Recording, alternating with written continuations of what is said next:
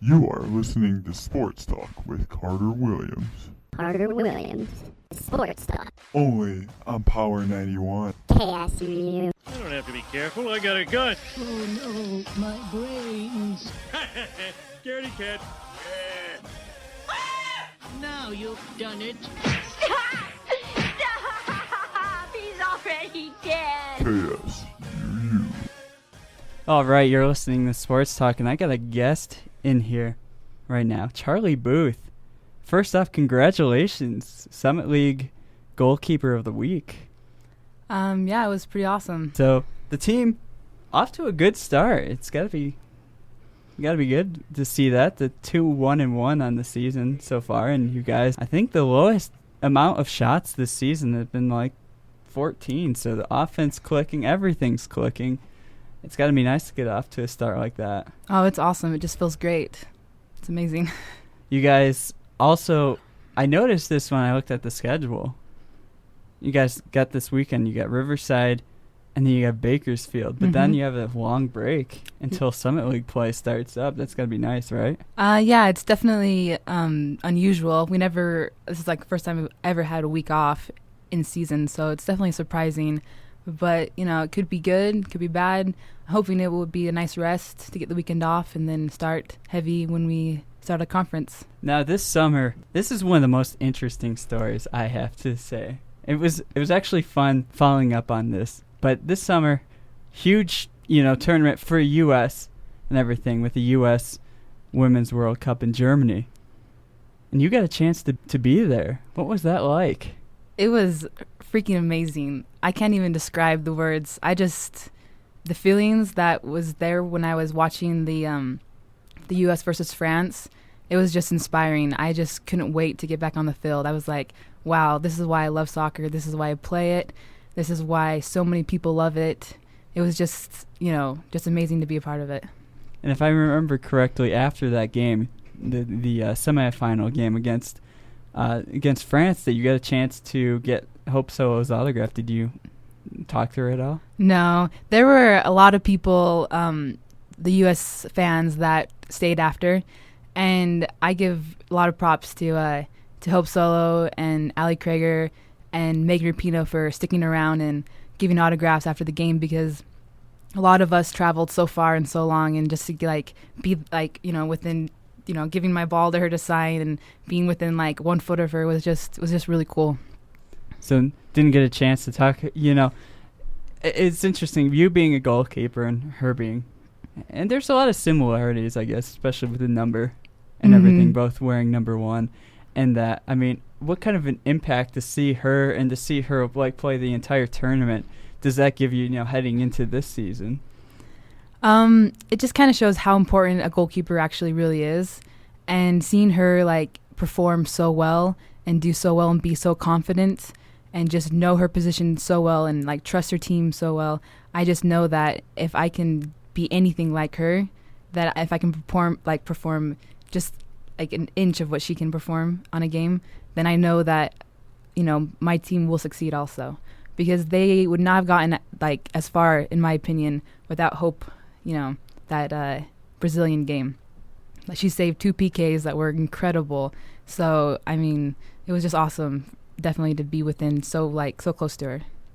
This is where I'm still a little lost. What even what just inspired you to go to Germany? To me, it sounded like it was just out on a limb. You're like, hey, you know what? Let's go to Germany, kind of thing. Do you even know German? That's what I want to know. No, I don't know anything about Germany, about the country, about the language. It happened so quickly. I didn't even grasp how quickly. I just remember saying, you know what? Let's go to Germany. And the next minute, I'm on a plane. It was that quick. Goodness. It was I went online after the Brazilian USA game, and I watched it. I was like, wow, this is just incredible. I need to get over there. I need to find a way to get to Germany right this second. Went online to the FIFA World Cup website, saw that there's tickets still for sale for the semifinals, instantly bought them. And then I was trying to get a few of my teammates to come with me, but they all backed out, so I ended up just taking my little brother with me, and we just hopped on a plane the next day. and flew to Germany. And then we had no idea where we were going when we got there. We're just like, crap, we're in Dusseldorf, and I have to get to a city that I can't even pronounce called Mönchengladbach. And I was like, where the heck do I go? But luckily, along the way, we just found other like travelers that were going to the World Cup and other people that were in the same direction that kind of helped us along the way. Now, one of your teammates actually knows German quite well. Was she intrigued by the offer? Did you offer her a spot? Because, I mean, she would have been a good translator, and that would be Shelby Osler. Well, I did. I asked Shelb to come with me. I was like, Shelb, you got to come with me. Like, she's been over there. She knows people over there, so we would have had a place to stay. I was like, Shelb, just come, man. And she was like, she was thinking about doing it, but, like, the last minute she just backed out. I think it's because she thought realistically, we were only going to be over there for, like, 3 days, like, basically fly in, watch the game, fly out. That's pretty much what the whole gist of the vacation was going to be. And I don't think she wanted to stay longer and do the whole vacation thing, and it was kind of impossible, being that if we didn't leave that Saturday, we weren't going to leave for like another week because the planes were so booked up. So she ended up backing out.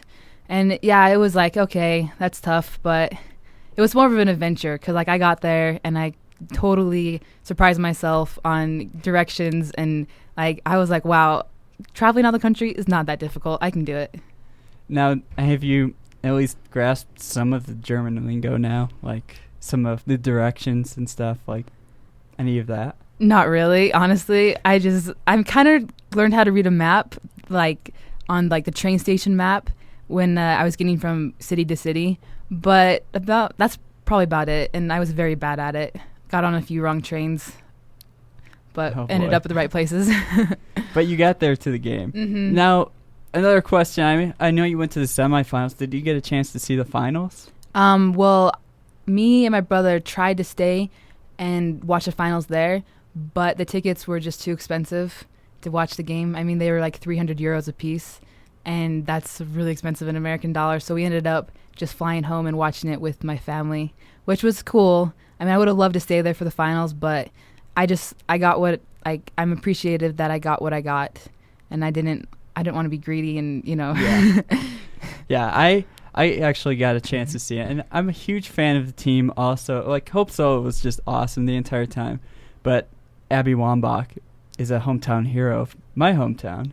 In fact, I went to middle school with one of her cousins and stuff, so I knew about her, like when it came to like, always being mentioned in the news, so always rooting for it. So I actually watched the finals with some of the SU basketball team, Ray Jones and Matt Massey and that, and it was a lot of fun. It's just a shame that they couldn't connect on some of those goal opportunities, but overall, I mean, it had to have been inspiring as a soccer player.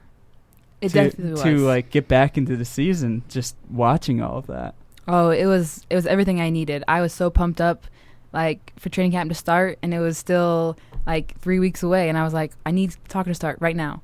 So the whole game, like, it was just kind of an emotional roller coaster. Even though I wasn't playing or like anything, I like felt their emotions, like to go from winning to losing to tying, like, and then finally getting that win, and then going to PKs, and then everything, like the whole tournament was just, every game was like a movie. I felt like like the sport movie, every game. And it, in the end, I mean, yeah, they lost, but had to been, proud of the team at the end, right? Yeah, I was like, I give them tons of props because they held their heads high.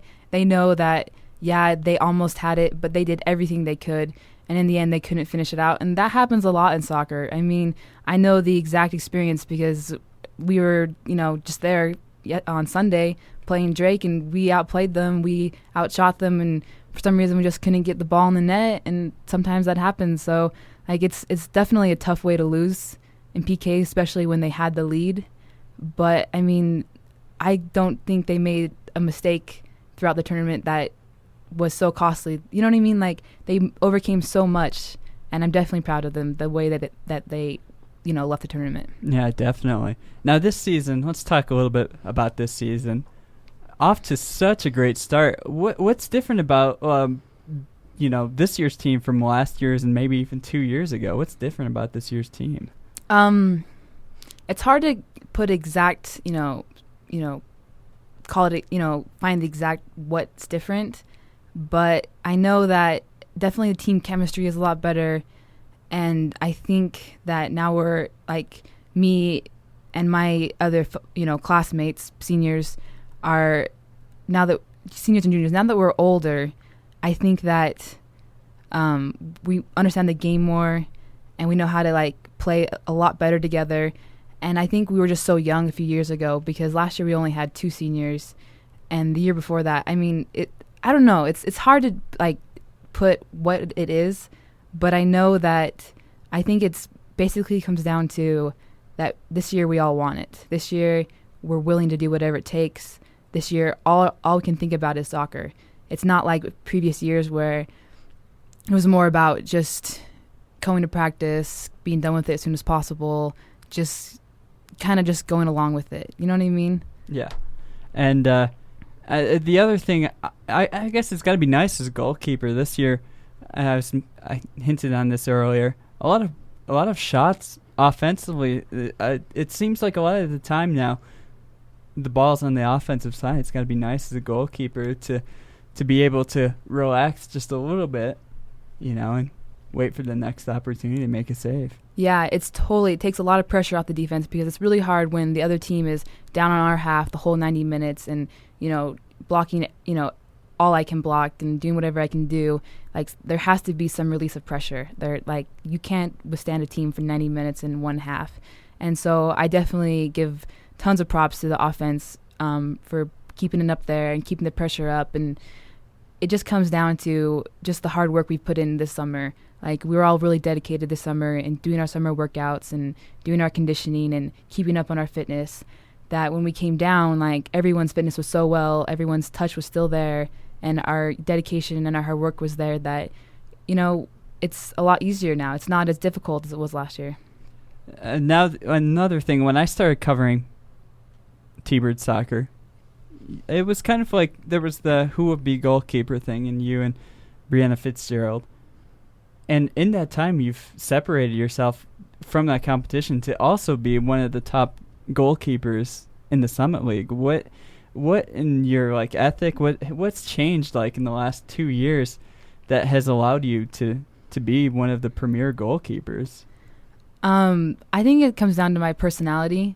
I'm a very driven person, and I love winning. Like, I'm always wanting to be the best. And so even if it was off season, I still wanted to work hard. Even if it was summer, I still did my workouts. And that's where I feel like I separated myself, was during the off season, was when, when most, girls are out playing or, working or, doing other things, like trying to take a break from soccer. I was just as heavily involved with it as I always am. And so when I came back, each year I come back in the August 1st, whatever, starting the preseason, I'm already like ready to play. I'm already there, and I'm ready to, kick some butt. Do you think this is the year that you guys return to the Summit League playoffs?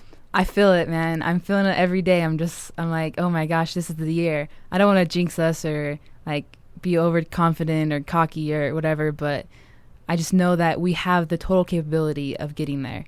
Like, if we do what we're doing now and we just continue on the route we're going and, buckle down and have that dedication and that, mentality, I mean, I don't see us not getting there. Charly Booth of your SUU soccer team, thanks for coming on. Yeah, no problem. You're listening to Sports Talk on Power 91.